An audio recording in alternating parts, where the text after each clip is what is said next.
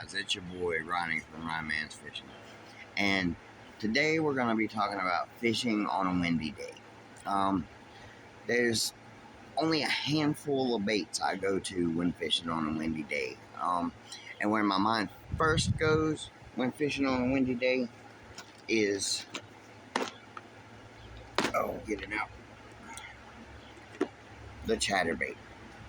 And the reason why my number one bait for fishing on a windy day is the chatterbait is because this blade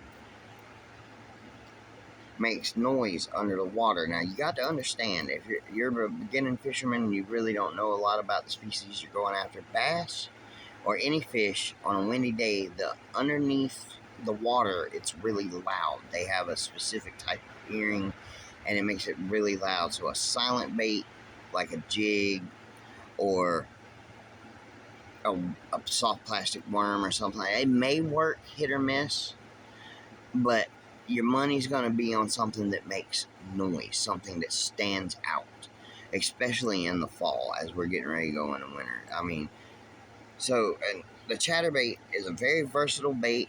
It's a very good bait for beginners to experiment with because it's so versatile. I fish mine year round, even in the winter. I fish a chatterbait.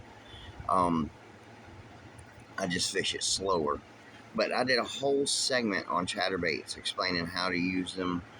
Go back, check those videos out. They will help you out if you don't know about chatterbaits. But if you're an avid angler and you know about the chatterbait, you know what I'm talking about. You know this bait's making noise. Now, if it's an exceptionally windy day, I'll go with a big blade chatterbait made by Z-Man. And look at those blades, folks. That's a blade. That's making noise. That's making a lot of noise under the water. So these on very, very windy days. And if you don't notice the colors I'm picking out, as you'll see with the next bait, I'm picking out colors that mimic shad because we're in the fall now. That's what bass are feeding on, feeding up to get fat for winter. So anything that mimics a shad, a brim, or shad, anything that mimics that, they're going to gobble up.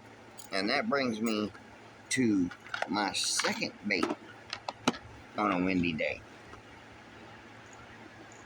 The good old square bill crankbait. Once again, you notice the colors I'm mimicking shad here. Now, these are good for clear water. You got other colors like fire crawl or chartreuse blackback for your murkier days. Those are great lures to go to, and I recommend the Strike King. This is the Strike King KVD 1.5 in blackback shad color, and this is the KVD 1.5 hard knock. This bait right here, it makes a little bit more noise. It's a little bit more outstanding. It really knocks. It knocks really hard. You can tell the difference when you're reeling it in. And then the third is the KVD 2.5. Yes, I'm throwing this big boy. Like I said, bass are feeding up for the winter, trying to get fat. They will go after a bait this big, and they will gobble it up. So,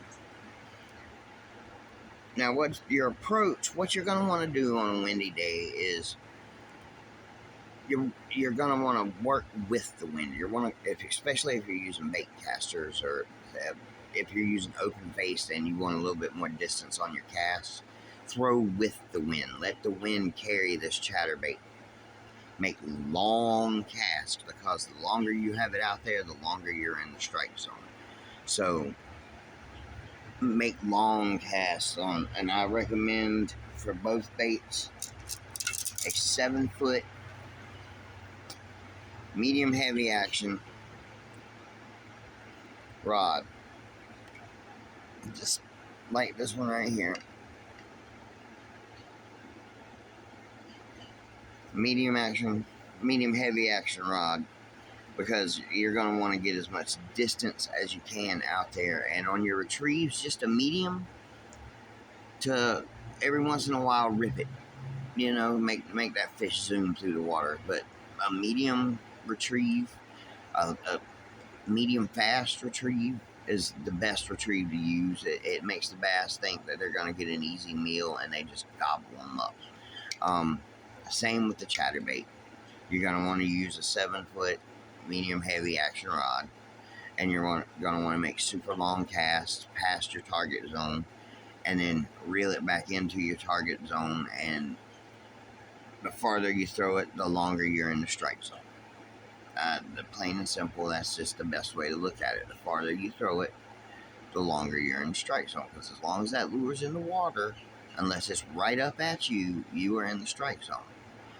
So, especially if you're fishing from the bank. Now, see, I fish from the bank. I don't use no kind of fish finder. I get out there and I make cast after cast after cast, and I hunt for my schools of fish. I've learned what to look for in the water to know that there's a school of fish present. So, like, say you're on the pond and you see some minnows skipping across the top, throw you a damn crankbait in there as fast as you can, because it's going to look like one of those injured minnows, and a bass is just going to gobble it up. I mean, it's been proven to me time and time again. I got a lure in my tackle box. His name is Mr. Lucky. I've caught over 200 fish on this same lure. It's got the bite marks and everything, the damage on it, but for some reason they just keep hitting it. And it's one like this right here. I've caught the most fish in my life off of this crankbait than any other bait that I've thrown. And that's why his name is Mr. Lucky.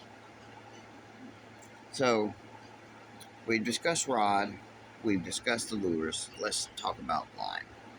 Now, I've recently switched up, but I use a 50-pound braid.